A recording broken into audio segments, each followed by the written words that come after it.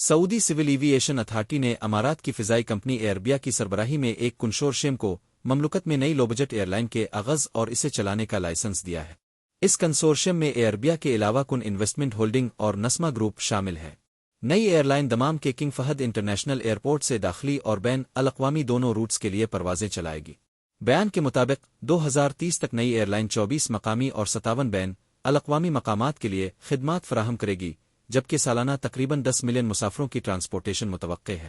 Air line 45 طیاروں کے بیڑے کے ساتھ آپریٹ کرے گی۔ 2400 سے زیادہ براہ راست ملازمتیں پیدا ہونے کا امکان ہے، جو سعودی ویژن 2030 کے اہداف کے مطابق ہے۔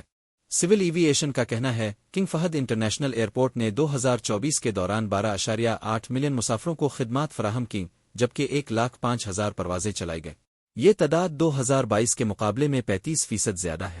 سول ایوییشن کا کہنا ہے اس اقدام کا مقصد الشرقیہ ریجن میں فضائی رابطے نشستوں کی تعداد کو بڑھانا اور مسافروں کے لیے زیادہ مسابقتی آپشن فراہم کرنا ہے۔ مسافروں کی سہولت اور ایوییشن سیکٹر کی ترقی کے لیے دمام ایئرپورٹ پر جنرل ایوییشن زون بھی قائم کیا جا رہا ہے۔ جدید ٹرمینل اور ایئرکرافٹ ہینگر شامل ہوں گے۔ یہ منصوبہ 2026 کی پہلی سہ ماہی تک مکمل ہو جائے گا۔